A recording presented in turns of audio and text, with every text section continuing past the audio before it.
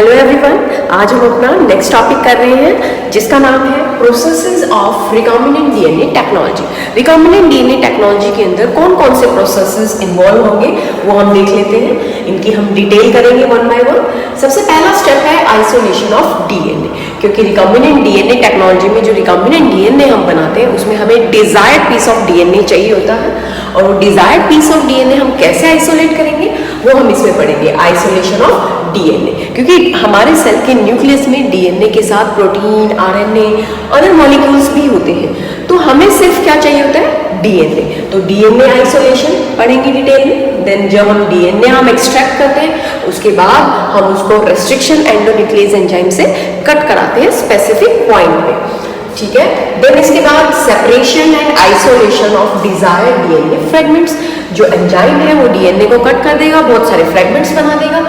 उन फ्रेगमेंट्स को सेपरेट और डिजायर्ड डीएनए को आइसोलेट कैसे किया जाता है ये मैंने आपको बताया था। जेल इलेक्ट्रोफोरेसिस के थ्रू हम डिजायर्ड पीस ऑफ डीएनए को सेपरेट कर लेंगे। Then amplification of desired DNA. जो जेल इलेक्ट्रोफोरेसिस से हमें डिजायर्ड डीएनए मिला है, अब उसकी हम मल्टीपल कॉपीज बना लेंगे, एम्प्लीफिकेशन यानी कि उसकी मल्टीप्लिकेशन करा देंगे। एक टेक्निक है पीसीआर, पॉलीमरेज चेन रिएक्शन के थ्रू, इसको भी डिटेल में पढ़ेंगे हम। देन इसके बाद जो डिजायर्ड पीस ऑफ डीएनए होता है उसको लाइगेट करा देते हैं, किसके अंदर, वेक्टर के अंदर। रिकॉम्बिनेंट डीएनए बनाने के लिए हमें क्या करना होगा, फॉरेन डीएनए को वेक्टर के साथ लाइगेट कराना पड़ेगा। देन वेक्टर क्या करेगा, उस फॉरेन डीएनए को ट्रांसफर कर देगा, transferring the recombinant DNA into the host. Host के अंदर हमने कल मेथड्स पढ़े थे इसके। होस्ट के अंदर रिकॉम्बिनेंट डीएनए कैसे ट्रांसफर होता है, माइक्रो इंजेक्शन के थ्रू, जीन गन मेथड के थ्रू, इलेक्ट्रोपोरेशन। जो यूकैरियोटिक सेल्स में डायरेक्ट मेथड थे रिकॉम्बिनेंट डीएनए को पास करने के होस्ट के अंदर, और प्रोकैरियोटिक सेल्स के अंदर बेटा जो हम सेल्स बैक्टीरियल सेल को हम पहले इंक्यूबेट कराते हैं, फिर हीट शॉक देते हैं, देन आइस के ऊपर रखते हैं जिससे बैक्टीरियल सेल रिकॉम्बिनेंट डीएनए को ले लेते हैं। देन इसके बाद जब होस्ट के अंदर रिकॉम्बिनेंट डीएनए चला जाएगा, then culturing the host cell in a nutrient medium at large scale. अब जो होस्ट है जिसके अंदर रिकॉम्बिनेंट डीएनए है उसको बड़े लेवल पर, बड़े बड़े फर्मेंटर्स हुए, बड़े बड़े बायोरिएक्टर्स जो मशीन्स होती हैं उनके अंदर न्यूट्रिएंट मीडियम होता है, वहां पर कल्चर कराया जाता है और लार्ज स्केल में, ताकि जो डिजायर्ड डीएनए है वो डिजायर्ड प्रोटीन प्रोड्यूस कर सके। अब जैसे ही एक्सप्रेशन ऑफ प्रोटीन हो जाएगा तो हम क्या करेंगे, extraction of the desired product. Extraction, अब हम जो डिजायर्ड प्रोटीन बनाए डिजायर्ड डीएनए से उसको एक्सट्रैक्ट कर लेंगे, जिसको हम क्या बोलते हैं, डाउनस्ट्रीम प्रोसेसिंग बोलते हैं। डाउनस्ट्रीम प्रोसेसिंग में बेटा जो स्टेप हम पढ़ेंगे वो होंगे सेपरेशन एंड प्यूरिफिकेशन। जो भी डिजायर्ड प्रोडक्ट हमें मिला है उसको सेपरेट करेंगे, उसको प्यूरिफाई करेंगे, उसके अंदर सिलेक्टिव प्रिजर्वेटिव्स डाले जाएंगे। देन वो फिर क्लिनिकल ट्रायल्स के लिए भेजा जाएगा और फिर टेस्टिंग होगी, देन इसको मार्केट में भेजा जाएगा, ठीक है। तो हम one by one in processes को डिटेल में पढ़ेंगे। हमने जेल इलेक्ट्रोफोरेसिस डिटेल में पढ़ लिया है और हमने transferring of recombinant DNA into the host detail में पढ़ लिया है। तो अभी हम जो बाकी के स्टेप है इनको पढ़ने वाले हैं डिटेल में। सबसे पहला step isolation of DNA. DNA को हम सेल से कैसे आइसोलेट करेंगे, और जब हम डीएनए को आइसोलेट करेंगे तो डीएनए के साथ और मैक्रोमोलिक्यूल्स ना आ जाए तो हम पहले डीएनए को फ्री करेंगे अदर मैक्रोमोलिक्यूल से। जो दूसरे मैक्रोमोलिक्यूल्स जो डीएनए के साथ प्रेजेंट होते हैं, प्रोटीन्स, आरएनए, लिपिड्स, कार्ब्स, इन सबसे हम डीएनए को फ्री करेंगे। तो हम क्या करते हैं, डीएनए को आइसोलेट करने के लिए पहले सेल्स को तोड़ते हैं स्पेसिफिक एंजाइम से। अगर हमें बैक्टीरियल सेल से डीएनए लेना है तो हम पहले बैक्टीरियल सेल को लाइसोजाइम से डाइजेस्ट कराएंगे, देन डीएनए को एक्सट्रैक्ट करेंगे। देन फंगस, अगर हमारी सेल फंगस है तो काइटिनेज एंजाइम से डाइजेस्ट करेंगे। प्लांट सेल है तो उसकी सेल वॉल सेलुलोज से बनी होती है तो सेलुलेज एंजाइम से सेल वॉल को डाइजेस्ट कराएंगे। एनिमल सेल लिपिड प्रोटीन से बनी होती है तो लाइपेज और प्रोटीज एंजाइम से डाइजेस्ट कराएंगे। देन इसके बाद जब हमने सेल को तोड़ दिया, सेल की मेम्ब्रेन, सेल वॉल को तोड़ दिया, तो अंदर जो न्यूक्लियस के अंदर मटेरियल है तो वो सारा मटेरियल बाहर आ जाएगा। All the macromolecules are released. अब हमें क्या करना है, इन सभी मैक्रोमोलिक्यूल से डीएनए को अलग करना है। तो मैक्रोमोलिक्यूल जो डीएनए है वो प्रोटीन के साथ पैक्ड होता है, हिस्टोन प्रोटीन के साथ। तो हमें क्या करना होगा, प्रोटीन को डाइजेस्ट कराना होगा प्रोटीज एंजाइम की हेल्प से। और आरएनए भी होता है न्यूक्लियस में, तो आरएनए को हम राइबोन्यूक्लियस एंजाइम से डाइजेस्ट करा देंगे। तो इस तरह से बाकी के जो भी मटेरियल प्रेजेंट होगा न्यूक्लियस में उन सबको हम स्पेसिफिक एंजाइम से डाइजेस्ट करा देंगे। अब हमारे पास क्या बच गया, खाली डीएनए। अब उसके अंदर हम क्या करेंगे, चिल्ड इथेनॉल डालेंगे ताकि हमें डीएनए के प्रेसिपिटेट मिल जाए। और ये डीएनए के प्रेसिपिटेट ये आपको फाइन थ्रेड लाइक स्ट्रक्चर इस तरह से आपको दिखाई देंगे सस्पेंशन के अंदर, जो ऊपर की तरफ है आ जाता है इस तरह से, और आप इसको निकाल सकते हैं डीएनए को। इस टेक्निक को हम बोलते हैं spooling, separation of DNA bye spooling. Okay, तो ये है बेटा आइसोलेशन ऑफ डीएनए। हमने कैसे प्योर डीएनए को चिल्ड इथेनॉल डाल करके प्रेसिपिटेट बना करके कैसे उसको ऑब्टेन किया। देन सेकेंड स्टेप है हमारे पास fragmentation of DNA by restriction endonuclease enzyme. हमने डीएनए आइसोलेट कर लिया, अब डीएनए को हम रिस्ट्रिक्शन एंडोन्यूक्लियस एंजाइम से कट करेंगे, और रिस्ट्रिक्शन एंडोन्यूक्लियस एंजाइम से कट करने के बाद डीएनए के बहुत सारे फ्रेगमेंट्स बन जाएंगे। अब उन फ्रेगमेंट्स को सेपरेट किया जाता है और उन फ्रेगमेंट्स में से डिजायर्ड डीएनए फ्रेगमेंट को आइसोलेट किया जाता है with the help of technique gel electrophoresis. इस टेक्निक में बेटा एग्रोस जेल हम यूज करते हैं। एग्रोस जेल की सीविंग प्रॉपर्टी की वजह से जो डीएनए के फ्रेगमेंट्स हैं according to their size separate हो जाते हैं। देन इसके बाद हमारे पास फोर्थ स्टेप होता है एम्प्लीफिकेशन। एम्प्लीफिकेशन मैंने आपको बताया है मल्टीप्लीकेशन ऑफ डिजायर्ड, जब डीएनए जो डिजायर्ड डीएनए हम ऑब्टेन करते हैं इलेक्ट्रोफोरेसिस प्रोसेस के थ्रू। अब डिजायर्ड डीएनए की हम मल्टीपल कॉपीज बना देते हैं। किसके हेल्प से? एक टेक्निक है हमारे पास PCR, it is a polymerase chain reaction. तो देखते हैं कैसे पॉलीमरेज चेन रिएक्शन हेल्प करती है डिजायर्ड डीएनए फ्रेगमेंट्स की मल्टीपल कॉपी बनाने के लिए। तो पीसीआर टेक्निक बेटा जो ओरिजिनल पीस ऑफ डीएनए और जो डीएनए फ्रेगमेंट्स है उसकी मिनट्स में और कुछ ही हावर्स में बिलियंस ऑफ कॉपीज बनाने में हेल्पफुल होती है। और ये बिलियन ऑफ कॉपीज की हमें जरूरत होती है क्योंकि हमें एक साथ बहुत सारे प्रोडक्ट्स बनाने होते हैं। तो इसीलिए अब हम देखते हैं पीसीआर टेक्निक के लिए क्या क्या रिक्वायरमेंट्स है। पीसीआर जो कि पॉलीमरेज चेन रिएक्शन है, पॉलीमरेज एंजाइम पर डिपेंड करती है ये। इसके लिए हमें एक डीएनए पॉलीमरेज चाहिएगा। ये डीएनए पॉलीमरेज एंजाइम एक्सट्रैक्ट किया जाता है थर्मस एक्वाटिकस बैक्टीरिया से, टी जीनस और ए क्यों स्पीसीज, तो इसको हम बोलते हैं टैप पॉलीमरेज। अब जो डीएनए पॉलीमरेज यहाँ पर यूज किया जाएगा पीसीआर टेक्निक में, it is known as Taq polymerase. Then चाहिए हमें स्मॉल अमाउंट ऑफ डीएनए, जिस डीएनए की हमें कॉपी करनी है डिजायर्ड डीएनए, टेम्पलेट की तरह एक्ट करेगा वो DNA strand. And pair of primers चाहिए हमें इसमें। प्राइमर्स ये ओलिगोन्यूक्लियोटाइड्स होते हैं जो सिंथेसाइज किए जाते हैं, जो कॉम्प्लीमेंट्री होते हैं टेम्पलेट स्ट्रैंड के। कुछ आयन सॉल्ट चाहिए होंगे और डीऑक्सीराइबोन्यूक्लियोटाइड्स भी चाहिए होंगे कुछ हमें, जो काम करेंगे एज अ सबस्ट्रेट के लिए for the DNA polymerase enzyme. तो अब हम स्टार्ट करते हैं अपनी पीसीआर टेक्निक के स्टेप्स।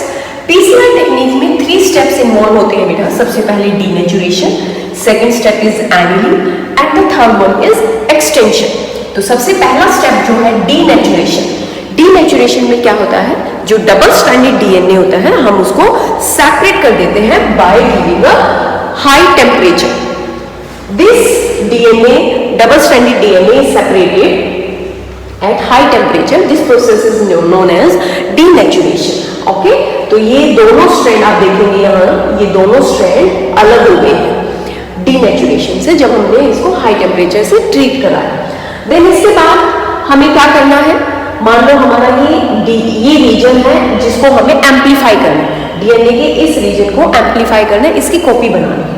देन इसके बाद सेकेंड स्टेप आना है हमारे पास एनीलिंग। एनीलिंग में क्या होता है, जो हम प्राइमर्स जो हमारी रिक्वायरमेंट थी, जो प्राइमर्स ओलिगोन्यूक्लियोटाइड्स हमने सिंथेसाइज किए हुए हैं, जो कॉम्प्लीमेंट्री होते हैं टेम्पलेट डीएनए के स्ट्रैंड के कॉम्प्लीमेंट्री सीक्वेंसेस होते हैं, तो इन प्राइमर्स को हम ऐड कर देते हैं, ठीक है, इन अलग अलग डीएनए के स्ट्रैंड से। ये अलग अलग डीएनए के स्ट्रैंड्स एज अ टेम्पलेट की जैसे काम कर रहे हैं। तो यहाँ पर हमने यूज किया है स्मॉल अमाउंट ऑफ डीएनए जो टेम्पलेट की जैसे काम कर रहे हैं। तो प्राइमर्स यहाँ पर हमने 2 प्राइमर लिए जो अलग अलग डीएनए के स्ट्रैंड के साथ अटैच हो जाएंगे, और यहाँ पर जो टेम्परेचर होगा वो थोड़ा लो होगा as compare to denaturation step. 40 to 60 degree Celsius temperature चाहिए एनीलिंग प्रोसेस के लिए। देन इसके बाद टेम्परेचर 70 डिग्री सेल्सियस कर देंगे और with the help of Taq polymerase enzyme and deoxynucleotides. Deoxynucleotides बेटा जो हमने यहाँ पर रिक्वायरमेंट्स में लिए हैं, जो सबस्ट्रेट के जैसे काम करेंगे, जो डीएनए पॉलीमरेज की हेल्प करेंगे डीएनए के स्ट्रैंड को एक्सटेंड करने के लिए। अब जैसे हमने यहाँ पर प्राइमर तो लगा दिए, प्राइमर के बाद हमने इसके अंदर डीएनए पॉलीमरेज और कुछ डीऑक्सीन्यूक्लियोटाइड्स एंड मैग्नीशियम आयंस की प्रेजेंस में अब ये प्रोसेस जो होगी इसको हम बोलते हैं बेटा एक्सटेंशन। एक्सटेंशन में क्या होगा, डीएनए पॉलीमरेज क्या कर देगा, एडिशन कर देगा डीऑक्सीन्यूक्लियोटाइड्स की, यहाँ जहाँ पर भी प्राइमर लगे हैं इसके आगे। तो ये डीएनए का स्ट्रैंड अब एक्सटेंड हो जाएगा इस तरह से, ठीक है, दोनों तरफ एक्सटेंड हो गया, इसको हम बोलते हैं एक्सटेंशन। इस तरह से जो हमारा ये रीजन था जिसको हम एम्पलीफाइड कर रहे थे, ये रीजन अब पूरा बनके तैयार हो गया, दूसरा स्ट्रैंड भी अब बन गया है। अब हम क्या करेंगे, जो ये स्ट्रैंड हमारे बन गए हैं, इन स्ट्रैंड्स को फर्दर फिर से रिपीट करेंगे पीसीआर साइकिल के थ्रू। हम 30 साइकिल्स ऑफ पीसीआर करेंगे, जिससे हमें 1 बिलियन कॉपीज मिल जाएंगी इस ओरिजिनल डीएनए पीस की, ठीक है। तो हमने देखा कैसे पीसीआर एक टाइम पे कुछ ही मिनट्स में, कुछ आवर्स में मल्टीपल कॉपीज बना देती है, ऑलमोस्ट बिलियंस ऑफ कॉपीज इस डीएनए की हम बना सकते हैं with the help of PCR technique. तो इस तरह से हम इस साइकिल को रिपीट करेंगे, जितना रिपीट करेंगे, जितनी नंबर ऑफ कॉपीज हमें चाहिए उतनी हम इससे ऑब्टेन कर सकते हैं। तो ये हो गया बेटा पीसीआर डिजायर्ड डीएनए। जो ये हमारा डिजायर्ड डीएनए था, इसकी हमने बहुत सारी कॉपीज बना ली है। पीसीआर के थ्रू मल्टीपल कॉपीज हमने बना ली है। उसके बाद बेटा हम क्या करेंगे, लाइगेशन ऑफ डीएनए, जो भी डिजायर्ड डीएनए है उसको लाइगेट अटैच कराएंगे किसके साथ, वेक्टर के साथ। किस एंजाइम की हेल्प से, डीएनए लाइगेज। अब जो डिजायर्ड डीएनए का फ्रेगमेंट है वो हमने अटैच करा दिया वेक्टर के साथ। हमने पहले पिछली वीडियो में देखा था वेक्टर, और वेक्टर के साथ हम जब डिजायर्ड डीएनए लगा देते हैं तो अब क्या बन जाएगा, वो रिकॉम्बिनेंट डीएनए बन जाएगा। Then this recombinant DNA is transferred into the host. इसके भी हमने बहुत सारे मेथड्स पढ़ लिए हैं। हम कैसे रिकॉम्बिनेंट डीएनए को होस्ट के अंदर डाल सकते हैं, माइक्रो इंजेक्शन के थ्रू, इलेक्ट्रोपोरेशन के थ्रू, जीन गन मेथड्स के थ्रू। डायरेक्ट और वेक्टरलेस मेथड्स होते हैं जिसके थ्रू हम यूकैरियोटिक सेल के अंदर रिकॉम्बिनेंट डीएनए को इंट्रोड्यूस कराते हैं। या फिर हमारे पास प्रोकैरियोटिक सेल में होता है, जैसे हम प्रोकैरियोटिक सेल को रिकॉम्बिनेंट डीएनए के साथ इंक्यूबेट कराते हैं, देन हीट शॉक देते हैं, देन फिर उसको आइस पर ट्रीट कराते हैं। इससे रिकॉम्बिनेंट डीएनए प्रोकैरियोटिक सेल के अंदर चला जाएगा। अब होस्ट के अंदर रिकॉम्बिनेंट डीएनए आ गया है, तो अब उस होस्ट को हम कल्चर कराएंगे न्यूट्रिएंट मीडियम में। अब जो होस्ट है अब उस रिकॉम्बिनेंट डीएनए को एक्सप्रेस करेगा। ओके, रिकॉम्बिनेंट डीएनए एक्सप्रेस किस फॉर्म में होता है, प्रोटीन की फॉर्म में होता है। और क्योंकि ये प्रोटीन एक्सप्रेस होगा किसी होस्ट के अंदर, जैसे हमने इंसुलिन जीन लिया, उसको वेक्टर की हेल्प से ई कोलाई बैक्टीरिया के अंदर डाल दिया। अब ई कोलाई बैक्टीरिया का तो वो जीन नहीं है जिसको वो एक्सप्रेस करे, बट ये ई कोलाई किसी और फॉरेन जीन को अपने अंदर एक्सप्रेस करेगा प्रोटीन की फॉर्म में। तो जो ई कोलाई यहाँ पर होगा, जो होस्ट होता है बेटा, उसको हम बोलते हैं हेटेरोलोगस होस्ट, जिसके अंदर प्रोटीन एक्सप्रेस हुआ है। इसको हम बोलते हैं रिकॉम्बिनेंट प्रोटीन। ओके, और जो रिकॉम्बिनेंट प्रोटीन होता है बेटा, इसका लार्ज स्केल प्रोडक्शन बहुत जरूरी होता है, क्योंकि बहुत ज्यादा अमाउंट में ये डिजायर्ड प्रोटीन चाहिए होता है। स्मॉल स्केल पर प्रोडक्शन भी कर सकते हैं लेबोरेटरीज में, कल्चर मीडियम के अंदर इसको ग्रो करा करके, ठीक है। तो लार्ज स्केल पर हम क्या करते हैं, लार्ज स्केल पर प्रोडक्शन के लिए हमारे पास बड़ी बड़ी मशीन्स होती हैं जिनको हम बोलते हैं बायोरिएक्टर्स या फर्मेंटर्स भी बोल सकते हैं। ये बायोरिएक्टर्स जो होते हैं ये 100 to 1000 litre of culture medium को प्रोसेस करा सकते हैं, तो इसलिए हम इन फर्मेंटर्स का यूज करते हैं। तो हमें लार्ज क्वांटिटी में हमारा डिजायर्ड प्रोडक्ट मिल जाएगा। ये रिएक्टर्स रॉ मटेरियल्स को कन्वर्ट कर देते हैं स्पेसिफिक प्रोडक्ट में, ठीक है। रॉ मटेरियल, जो भी हमारा रॉ मटेरियल होगा उसको ये कन्वर्ट कर देंगे स्पेसिफिक प्रोडक्ट जो भी हम चाहते हैं, by using microbial plants, animals और इवन इंडिविजुअल सेल्स, ठीक है। तो अभी हम देख लेते हैं बायोरिएक्टर की पूरी प्रोसेस, कैसे बायोरिएक्टर कन्वर्ट करता है डिजायर्ड प्रोडक्ट में। तो बायोरिएक्टर के अंदर बेटा स्पेशल ऑप्टिमम ग्रोथ कंडीशंस होती हैं। ग्रोथ कंडीशंस जो किसी भी प्रोडक्ट के बनने के लिए जरूरी होती है, जैसे स्पेसिफिक पीएच, टेम्परेचर, इसके अंदर वाइटामिन, ऑक्सीजन, सॉल्ट, सब चीजें कंट्रोल होती है, रेगुलेट होती है। तो it provide the optimum conditions to obtain the specific products. तो यहाँ पर ये बायोरिएक्टर है, जो बायोरिएक्टर हम यूज करते हैं specially it is of steering type, ठीक है, स्टीयरिंग टाइप बायोरिएक्टर का हम यूज करते हैं। ये जो हमने यहाँ बायोरिएक्टर बनाया हुआ है it is the simple stir tank bioreactor, okay, it is the simple stir tank bioreactor. तो ये बायोरिएक्टर है, आप देख रहे हैं ये एक लार्ज सिलेंड्रिकल वेसल होती है, जिसका ये जो बेस होता है ये कर्व होता है, कर्व बेस की होता है, ताकि जो मिक्सिंग है मीडियम की, कल्चर मीडियम जो होता है इसके अंदर, उसकी मिक्सिंग अच्छे से हो जाए। ओके, इसके अंदर आप देखोगे जगह जगह पर ये एंटीफोम कंट्रोलर है, टेम्परेचर सेंसर कंट्रोल यूनिट है यहाँ पर, ये आप देखोगे एक रॉड है जिसके ऊपर ब्लेड्स लगे हुए हैं, स्टीयर ब्लेड्स, इनकी रोटेशन से क्या होगा, मीडियम की मिक्सिंग होगी और लगातार ऑक्सीजन भी जनरेट होती रहेगी। और इसके अंदर हमने कल्चर ब्रोथ डाला हुआ है, एक जगह से कूलिंग वाटर आ रहा है, दूसरी तरह से कूलिंग वाटर आउट हो रहा है। तो ये कूलिंग वाटर की रिक्वायरमेंट क्यों है, क्योंकि इसके अंदर माइक्रो ऑर्गेनिजम्स होते हैं, वो अपनी एक्टिविटी करते हैं जिससे हीट प्रोड्यूस होती है, उस हीट को न्यूट्रलाइज करने के लिए कूलिंग वाटर का हम यहाँ पर यूज करते हैं। और साथ के साथ हम एक फिल्टर एयर, जो स्ट्राइल एयर है, उसको भी इंड्यूस कराते रहते हैं, क्योंकि एयर से और मिक्सिंग से बहुत सारे फोम जनरेट हो जाते हैं, तो इसलिए हम यहाँ पर एंटी फोम कंट्रोलर भी रखते हैं। अब इसके अंदर प्रोडक्ट बनके तैयार हो जाएगा। प्रोडक्ट जो है, ये प्रोडक्ट बनने के लिए स्ट्राइल कंडीशंस की जरूरत होती है। स्ट्राइल कंडीशन होगी तभी जो प्रोडक्ट है वो डिजायरेबल होगा, अदरवाइज वो कंटेमिनेट हो सकता है। तो इसीलिए इसमें क्या होता है, स्ट्राइल कंडीशन प्रोवाइड की जाती है ताकि जो प्रोडक्ट है वो डिजायरेबल ही हो। और समझने में प्रोडक्ट को इस हार्वेस्ट लाइन से विड्रॉ और हार्वेस्ट कर लिया जाता है, ठीक है। अब जो ये प्रोसेस है बेटा, ये प्रोसेस दो तरीके से होती है, जैसे फर्मेंटेशन प्रोसेस बोलते हैं हम इनको, जो फर्मेंटर के अंदर हो रही है माइक्रो ऑर्गेनिजम्स की हेल्प से। तो दो तरीके से ये फर्मेंटेशन होती है, एक तो होती है बैच फर्मेंटेशन। बैच फर्मेंटेशन में क्या होता है, जो एक क्लोज्ड सिस्टम के अंदर होती है, जैसे ये है, ये पूरा एक क्लोज्ड वेसल है जिसके अंदर हमने एक बार न्यूट्रिएंट मीडियम डाल दिया।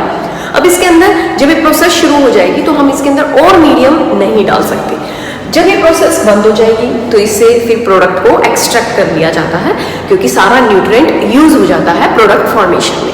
फिर उस प्रोडक्ट को सेपरेट कर लिया जाता है माइक्रो ऑर्गेनिज्म से, माइक्रो ऑर्गेनिज्म को डिस्कार्ड कर दिया जाता है। देन इसके बाद इस वेसल्स को वॉश करके दोबारा से फ्रेश मीडियम के लिए यूज किया जाता है। तो बैच फर्मेंटेशन जो होता है ये क्लोज्ड सिस्टम के अंदर होता है, ठीक है। दूसरा एक होता है इसमें कंटिन्यूअस फर्मेंटेशन।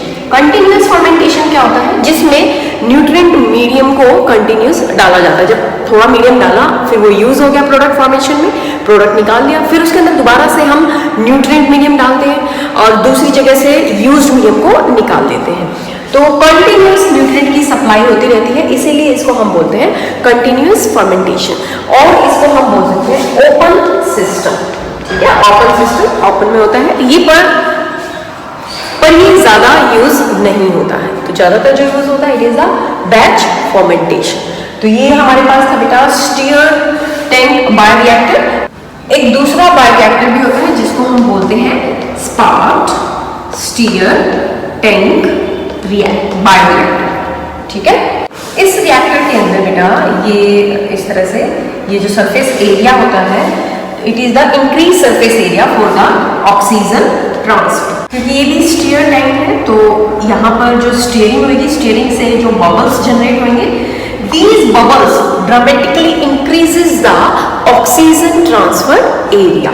तो अब जो बेटा प्रोडक्ट बनके तैयार हो गया है, इसकी फर्दर प्रोसेसिंग होगी। इट मींस इस डिजायर्ड प्रोडक्ट को फिर सेपरेट किया जाएगा, देन प्यूरिफाई किया जाएगा। तो इन प्रोसेसेस को हम बोलते हैं downstream processing. Yes, downstream processing, processing word मतलब जो हमारे पास यहाँ पर प्रोडक्ट बना है, अभी उसको फाइनल प्रोडक्ट बनाने के लिए यहाँ पर प्रोसेसिंग होगी। फाइनल प्रोडक्ट जिसको हम फिर आगे मार्केट में सेल कर सकते हैं। तो मार्केट में भेजने से पहले इस प्रोडक्ट को सेपरेट किया जाएगा, ठीक है, सेपरेशन प्रोसेस, देन प्यूरिफाई किया जाएगा, प्यूरिफिकेशन, एंड देन इसके अंदर ऐड किए जाएंगे preservatives according to the products, ठीक है। अगर ये कोई ड्रग तैयार की है एज अ प्रोडक्ट तो इसको क्लिनिकल ट्रायल के लिए भी भेजा जाता है। देन इसके बाद इसकी टेस्टिंग होती है, ठीक है, ऑर्गेनिजम्स पर।